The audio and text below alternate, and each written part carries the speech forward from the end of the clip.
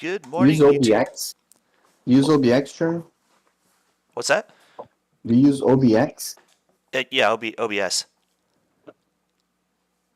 OBS. It's actually pretty intuitive. It's pretty easy to use.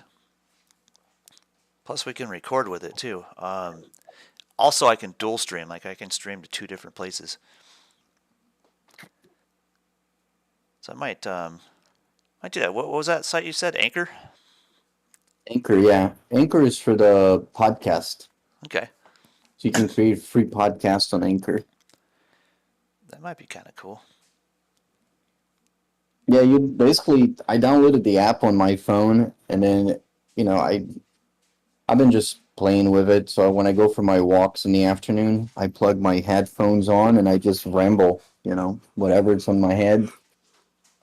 There And you then go. I go back and do a little editing. I haven't launched anything or gone live with any of it, but it's all, Yeah, the afternoon tots.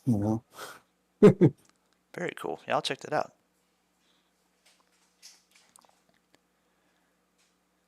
See if we can't get out in front of some more people. Because that's the whole point of going on YouTube is to get out in front and show people what we do. Go provide that value. Uh-oh. There's the nurse's office from the school again. I'll be right back.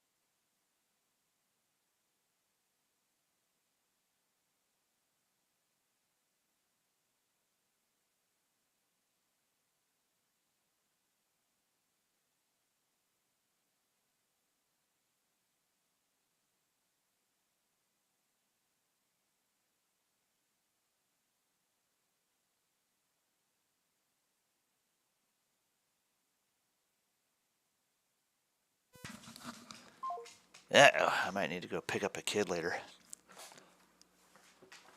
That's the thing about having my wife fly out today.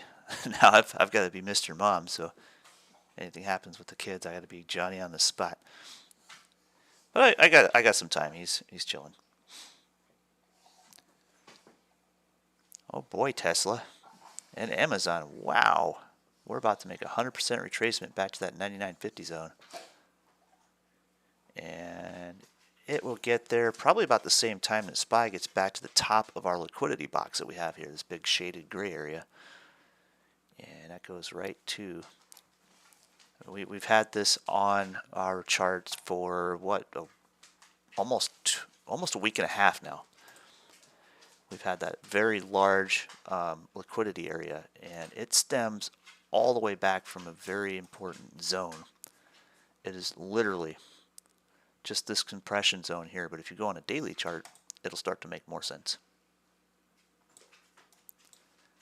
It is literally a wick on a spinner. And actually, it's skewed a little bit somehow. It's supposed to be there.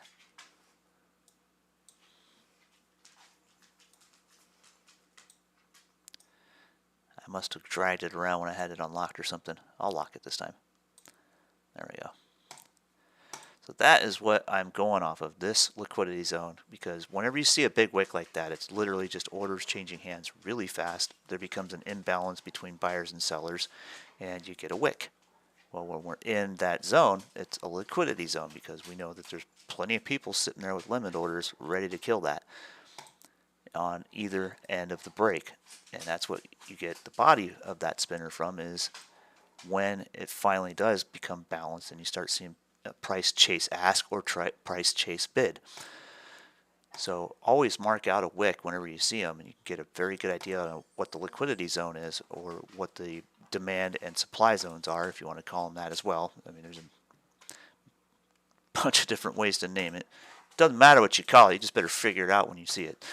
Anyway, go back into our 5-minute chart. We're right in that range. We have a key pivot here.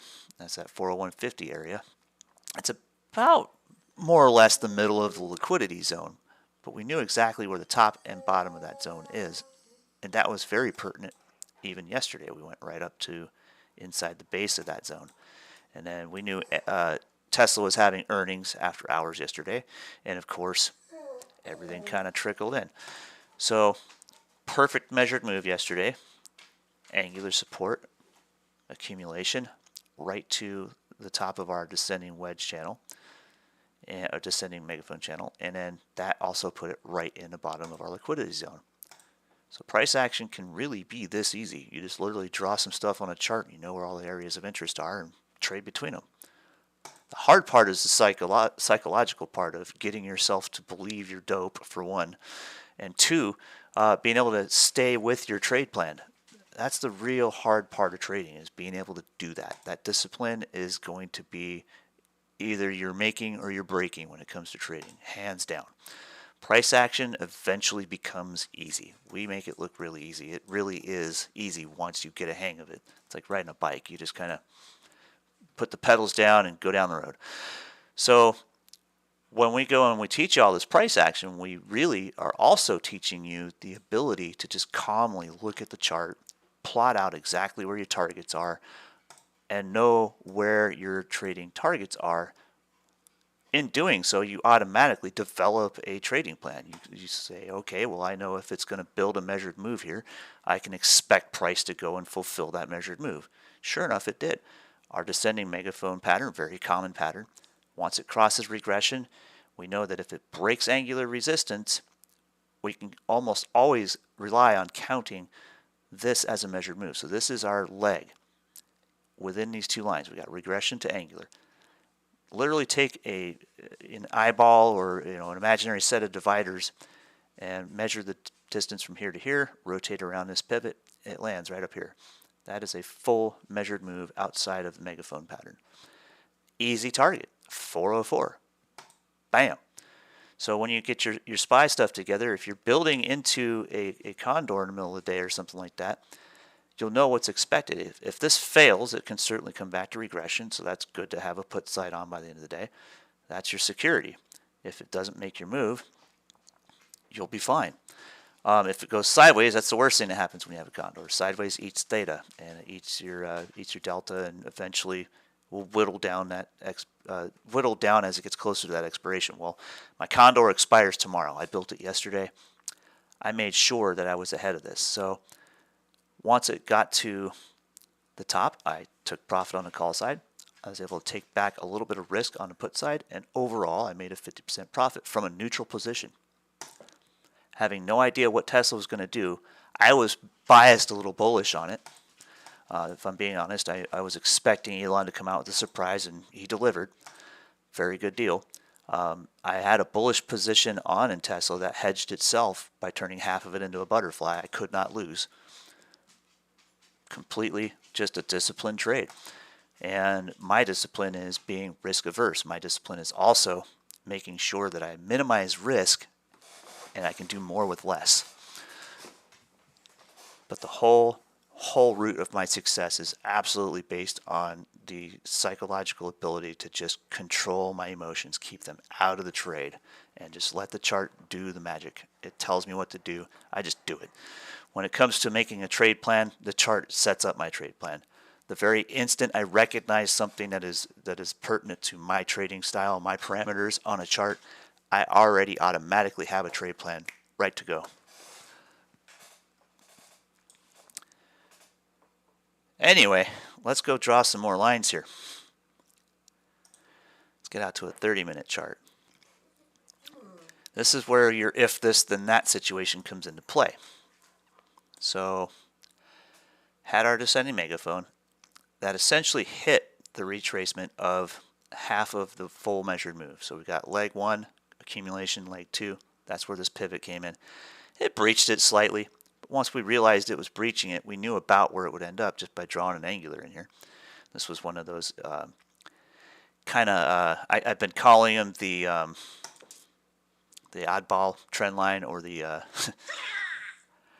one that doesn't comply with most rules. This is considered a fan. So I went overprice and then underprice and lined it out. We knew about where that was going to bounce. And by the time this candle finished printing and we saw the green candles coming up, we knew we were pretty accurate, pretty easy done. And then it was just a matter of drawing angular on top of this. We had this day and this day in data. Extend that out. And look, we knew exactly where the target was. Easy peasy. Regression line right down the middle. We know where the inflection point was, where things were going to react. Sure enough, we got our pullback, extension, built our measured move. Okay, we can be biased bullish into the next day. Easy. Coming back into the measured move situation here, we have the 1 leg and the 2 leg. That's all done. We know how those work. Came back, retraced, bounced back out, completed the full move, completed a second measured move out of the megaphone. If we get an extending leg, there's 2 targets on board for a completion into a bullish trend. And that is 405. Actually, there's 3 targets. 405, 406, and 407 are right up in here. And we get those from a daily chart. We can just look back and figure out where all the control was in this situation after or before that liquidity zone was found.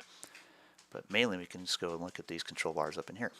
They set all the pivots. I'm not going to draw them because my chart's dirty enough as it is, but you get the idea. So now back to our day trading. We got our 5-minute chart up. We can expect this to complete a leg, and if that gets outside of our liquidity zone, it can probably come back, test the top of that thing for support, and continue on to the target. So this is very easily going to set up a measured move. But it's got to get through that liquidity first. So let's look a little closer at the 1-minute chart. Clean double bottom, broke R1, nailed target, didn't quite make the extension up to the range here, but it did hit a key control bar here. Now we pulled back, we hit the 200, wicked off of it, bouncing through it. If we breach 403.20, easy target is 403.60. If you're trading futures, that's a pretty nice move. That's a 4-pointer. If it gets above that 403.60 area, which is the top of our liquidity zone, that's where you start watching. Is it going to accumulate there and then continue, or is it going to reverse there and come back to the center of the zone? We've had our opening range breakout. It can either stay in this range, and the market does one of 3 things. Typically, it'll stay in a range, it'll go sideways, up, or down. Those are the 3 choices. So if we know what price action is telling us from the previous moves, we can kind of build an idea for what to expect later. And this is pretty simple. We have an accumulation. We've hit the 200, a couple solid bars on it. Likely to at least hit this 403.20. And if we breach that, easy trade plan, 403.60. Maybe a little bit above it. Might even hit the extension to 403.80. Just got a note in the chat. Europe closing on a positive note. Watch close in the SPX for the next 10 minutes. That's why we're seeing volatility here, because Europe was in its power hour. So now we're kind of closed on there. We'll see what happens. I'll keep that down a little bit. Meanwhile, we got Amazon on here. It's done, even though it's choppy as hell, it was pretty easy to see this descending channel. We made the 50% retrace. We hit the almost 100% exchange retrace up to the top of the previous high. Now we're accumulating in a high and tight pennant. And these things love to get rated. So we'll draw it like this. And if this 1 minute closes a nice pretty wick down here, we can expect this to go and accumulate to a point and eventually break. It can break bullish or bearish at that point. But it's still got a couple moves left. Kind of the same with Tesla, although it's stretched out a little bit. We had the descending channel, made its 50% retracement. Now we're accumulating at the 50% retracement, so this is slightly different. This can either set up a bullish measured move to go back to the previous high, or it can break over here and accumulate in a channel all day. either way, we can use time to pay us in that respect.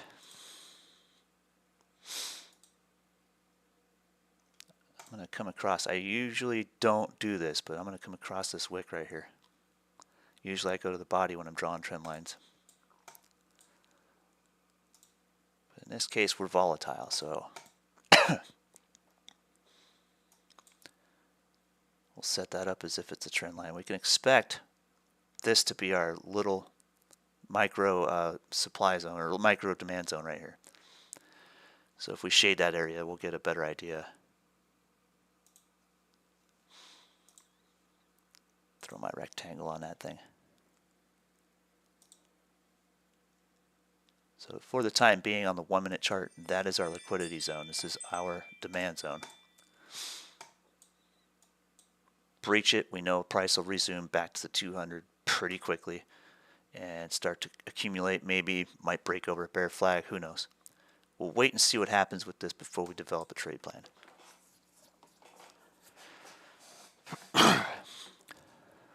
Alright, Amazon breached. That's looking to retrace the low, about 98.40. And we've got a little micro M-top on SPY right in the upper third of that liquidity box. Usually that's not so good. Usually an M-top like that will tend to go back to the base of the nearest control bar, which is this. So we can see a quick bear move right down to about 401.65. If you're trading futures, that's a quick scalp. Hey guys, hi Stone, hi Jeremy. Morning. How goes it, man? Not too bad. Just got my Morning. dog back from the veterinarian and everything. She's looking good so far. Ah, She's getting old, so she's been starting to limp, and they said that it's probably just arthritis because they didn't feel anything weird. There's just a little creakiness in her joints, and so they just want me to put on some glycosamine supplements. that'll help sometimes. My dog's not super old yet, but I gotta take him in for a tooth cleaning soon. So do I. Yeah, That's sorry going to be about about $700 for me based on their quote, which is Yeah, not cheap, but it's also not horribly expensive considering that like everything else has gone up like 50+%. I remember like 4 or 5 years ago it was like $500, so only going up $200 over 5 years, not too bad to me. I wonder if they. Take all the teeth out of one just here recently. $1,300. Ouch. Old Yikes. dog, 14 years old. I wonder if they Yeah, mine's range it 13. higher for bigger dogs, because I got quoted $1,200 for a cleaning. A lot more teeth. They a lot they more will space. make it higher depending on the size of your dog because of Yeah. the amount of anesthesia that's required to be put under because they charge it based on a volume that they give per a lot of time. Gotcha. Catch up with you in a little bit. Yeah, man. Well, we're gonna talk dogs for a minute. Yeah, I gotta get his teeth cleaned. His breath is driving me nuts, and I know it's not good for them to have that bad breath for too long because it can tend to have blood infections, and that gets to the heart, and a lot of dogs end up suffering from that. So we'll take care Oh, of I it. wasn't aware of that one. My dog has wretched breath too, but we brush our teeth every so often. But like 3 days after Yeah. brushing, it's just disgusting again. Yep, doesn't matter. They're just gonna get that way. You can give them like the treats that help clean their teeth and stuff. It helps a little bit, but it's They Yeah, I don't, found that just brushing their teeth more often is a better solution than buying those treats because we did that for a while, and probably several years ago, we found out we were spending like $15, $20 a month on treats when we could have just bought toothpaste and just brushed our teeth for like $4. Yeah, that's true. And They use vitamins that help on the breath. yeah, there's some vitamins that do, and then I heard lots of good things about coconut oil because coconut oil is actually a disinfectant or it's Septic. antiseptic, yeah.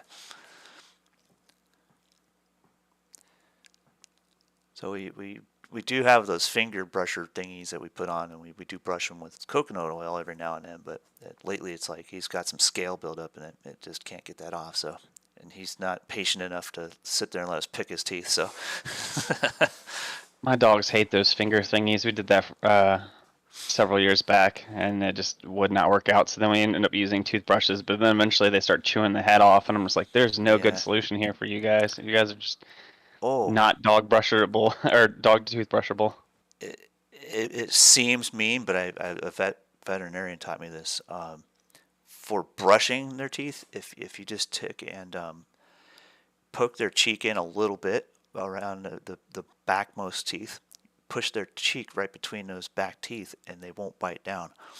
So then you can reach in there and brush them real quick. But they'll try to spin their head off till they can get out of it. But if you got a good grip, you can get it in there. Just gently poke your finger in a little bit so they can't bite down unless they bite down on their own cheek. Kind of neat little trick. That's how we get to brush our dog's teeth. But he's 160 pounds, so I gotta like sit on him Oof, and yeah, pin him he's down, big. and hold his head sideways to brush his teeth anymore. What do you have, a Saint Bernard or a Great Dane? He's a half boxer and half Saint Bernard. Okay, that explains a lot about size then. Yeah, he's a big boy, and he does not like other dogs. But Yeah, my dog was like that too until her playmate recently passed away, and now she's starting to be okay with other dogs, which is so weird. She just must have had a jealousy complex of like, you don't get to play with my friend, he's my friend. right. And then she'd attack whoever was playing with him. All right, so Tesla breached that liquidity zone, did exactly what we knew it would do if it did. Went right to that 200 period, reversed right there with a tweezer. Now we're back in liquidity. I know I make it look easy sometimes, but when you see that stuff and you can glance at a chart and have a trade plan instantaneously, dude, it just takes your screen time to get there, and it really can be that easy, especially when you're trading futures. Oh man. And as Stone's come to find out, dude, futures trading it's very relaxing when you get that price action down and you can start just disciplining yourself to have that trade plan, follow the trade plan, wait for it to meet your parameters, do your thing, and then just wait for the next setup.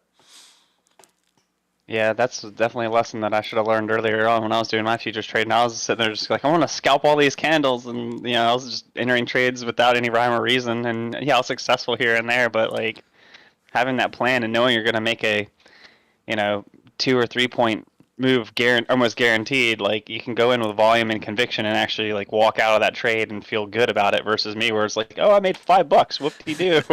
Right. For me, it's just those little base hits, man. I'll start with a small account and just run those MES contracts one at a time until the account's big enough to handle an ES contract, and then two, and then Yeah, I was so close to being able to run 2 contracts at a time for a while, and the one moment that I finally was able to do it, I took a stupid trade with literally no logic behind it other than like, I'm pretty sure it's going to go up at this next candle. yeah. And then I lost my ability to do 2 contracts right after that, and I was like, daggone it. Yep. It was funny, but also And- stupid. A couple weeks ago, I don't know if Victoria's listening. A couple weeks ago, she was like, it can't be this easy. What am I missing? It can be. But when you first get there and you start to say things like that to yourself, and then you get stuck in the same mode, and then the market changes conditions, that catches up to you real quick. So like suddenly you find a pattern and a setup that works awesome, and you start doing it over and over and over again, and then all of a sudden the pattern starts to fail, and then after a while the pattern disappears and it goes into something else. So market conditions will change the way it trades, and then you go in there and you're just like kind of getting beat down. It's disheartening, and you're like, okay, well, what am I doing wrong? Why can't I continue making profits like I did when I first started? Well, that's the other part of the discipline is run that pattern, run that trade over and over and over again. The moment it starts to bite you, step back and start looking for another pattern to learn. And that takes That's discipline very true, too. and we've been noticing that all through last year's market and this year's market, right? Like, and then in 2020, or was that when I first met you and we started, trading together? Yeah. It was like megaphone, Yep. and then it's been like mostly wedges and breakouts for the last 4 or 5 months, and now we're seeing diamonds everywhere. Yep.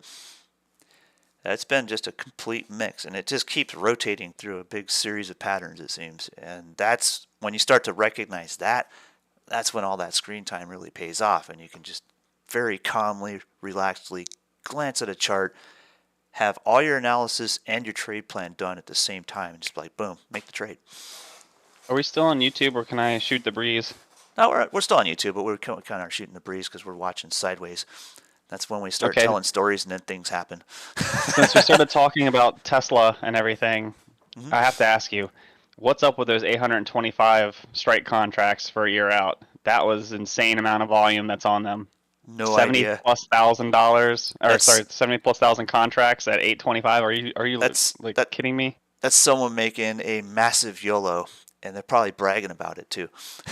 Well, if they made it just yesterday, right before close, I mean, they're up 16% on that massive yellow. Meanwhile, I captured 450% by butterflying half of my Tesla position, and I've already profited a quarter of it on the free spreads this morning, and now I just wait, and I'll either profit the rest of the free spreads and then let the butterfly do its thing, or I'll just pick it apart and close the whole thing down. I don't really care.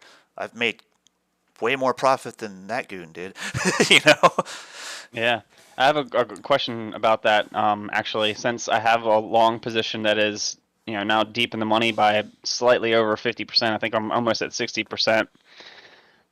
If I wanted to do the butterfly scenario where it makes any sense, I would then sell some strike near where we are now, right? And then I'd buy another strike further out of the money, and that would establish my butterfly. Yeah, And then, in theory, as it decays, like I can't lose, right? Because if I sell now at at the strike where we're at right now, I should be locking in at least $1,000 worth of profit on the downside. But does that mean I could lose on the upside? Hold on one second.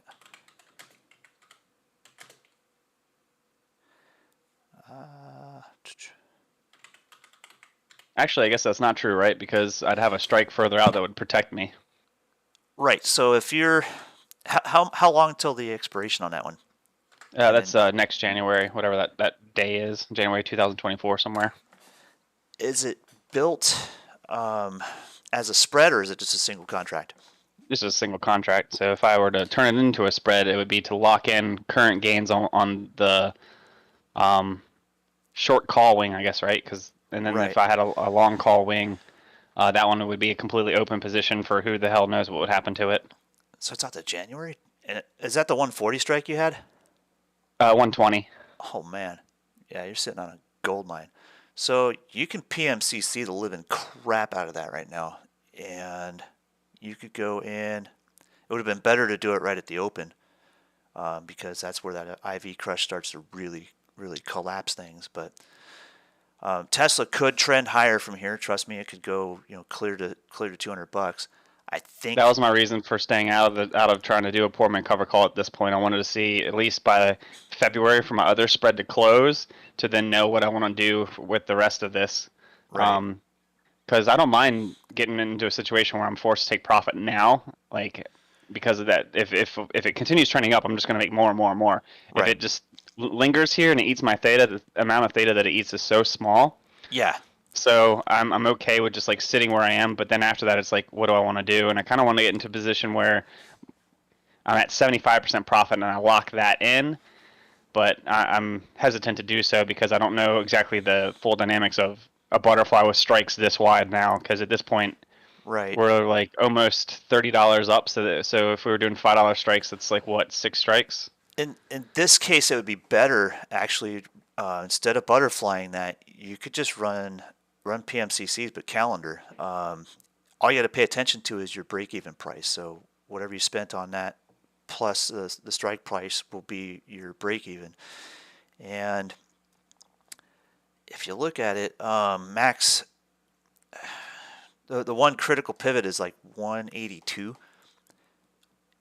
If in 30 days it hits 182, it'll be insane, but it can. We know Tesla's got that kind of chutzpah. Yeah, I say was a word actually that- surprised. I was expecting it to have a slightly more profound move, but then I saw a lot of movement in the pre-market this morning that got it up to the higher 50s. So Right. when we hit the 160 as soon as market opened, I was like, we're probably not going to bounce higher than that because that's a pretty extended move for an earnings. But if they did back-to-back good earnings, I mean, Right. within 30, well, there wouldn't be another earnings in 30 days. But if there were, it was, we would definitely easily get to the 180 point, I would think. Well, one thing to look at, I'm looking at it right now. This is where it's not likely to hit 180 today or even next week, but it can. Your best bet is to look for the best theta decay in that case. So I'm looking at a February 3rd contract, a 180, and although the delta is like 0.134, current theta on that thing is 0.23. That's $23 a day in decay between now and the 3rd, which is next week. So That's crazy. that makes sense, and plus your break even is probably way lower than 180. I think. Oh yeah, my break even was like if it was 157. So I mean, you're just Yeah. adding more cream on top of that cake. Exactly. In worst case scenario, you get assigned on the 180. You make everything between that 152 break even and 180 in appreciation on it anyway. So it's kind of a no-brainer. And that thing is currently being bid at, it was at 110 just a minute ago. Its high today at open was 167. That would have been better, obviously. But, if you start to see price break down where you can go and capture that, you can always sell that. And then here's the best part. Like you can sit there and buy that thing back and sell it over and over and over again until it gets close to the expiration, and then you can move it out another week and do the same thing. As long as the break even is kept in check to where everything you make on this thing reduces your break even. It's the same thing as wheel trading. So every time you take in a profit from swing trading the short leg, you take that against your break even and lower that break even number down. If you have that leap and it's getting to about 6 months to expiration or so, and price has gone nowhere, you'll only then really start to notice much of the depreciation for time decay. But in the meantime, you could probably take that break even down to damn near your strike price, just selling the front week and rotating it in and out. You could swing trade it intraday, you could day trade it, you can do whatever you want with it. It's yours. You have a locked position. Similar to my Amazon position, I have 100 shares long. I have a deep in the money put that has literally $2 worth of risk on it. So Amazon could go to zero and I would lose $2. Amazon can go to $2 and I break even. No chance in hell that happens, right? So I've got a free hedge for selling a put debit spread deep in the money. I got assigned on the short leg at a cost that was below the day that I was assigned. It was below the trading price, so I could have profited it right there. But instead, I went and wonder sold why they covered assigned calls it on to you at that. That's kind of weird. I have never been assigned on a leap, but then again, that thing was deep in the money, dude. So not a big deal to me. Long story short, though, I'm generating income on that thing. I'm selling covered calls, buying them back, just as I would with a wheel trade. Whoa, look at that big old red bar, baby. Woo. Yeah, I just happened to notice that as soon as you started speaking. I was like, did Jeremy time that somehow? Yeah, that short put would have made $15 from the time I started talking about it to now. Damn, that would have been quick. But at any rate, I can sit here and swing trade the short side of it all I want. And it's not costing me anything to do it. And worst case scenario, if I get burned on, I still have a deep in the money put. I could actually go and sell out of the money puts against that put and make income on that too. So I can rotate both ways. For now, it's a hedge, but if I ever get a sign on a covered call, I can just go and make income on the put.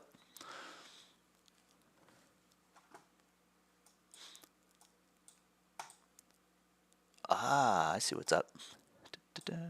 One of my unorthodox trend lines comes into play, and there's a wedge there too, so I'm going to line that out as well. We're okay. This is just a pullback.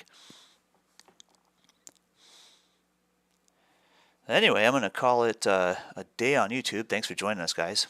And feel free to check us out. I mean, we're very cost effective. We've been voted the best value stock trading community by Investopedia, which is pretty prestigious. And we stand by it. We're going to keep, our rates really low, and we're going to give you way, way more than that pays for ordinarily. So Best value, we mean it, they mean it. We're not going to kid around with it. In the meantime, we'll still be back on YouTube for about an hour a day, but internally we bring a ton more stuff to our members on the inside, and the testimonials don't even need to be written; they just kind of speak for themselves. So I'll try not to injure myself on pat myself on the back for that one, but that's what we do. We just roll like that. Our moderators, including myself, we earn our money trading. We just have a small fee for our membership to keep the lights on, and we want to grow. We eventually want to bring on some more moderators and grow into a bigger community to where we can have specialized rooms and just have it focused on whatever mission you want to accomplish. I'm kind of a general. I can go into anything that moves from pennies to complex options. I can walk you through all that, teach all that stuff. It is all just second nature at this point for me, including futures. We also have some very we have SIG, and I'll tell you right now, you may think I'm an excellent options trader, and I certainly make it look easy, but I'll tell you right now, SIG has probably forgotten more about options than I'll ever know. But I'm just a keep it simple kind of guy, so I know a lot about options, but I like to forget a lot about it because I like to keep it simple. That's just how I am.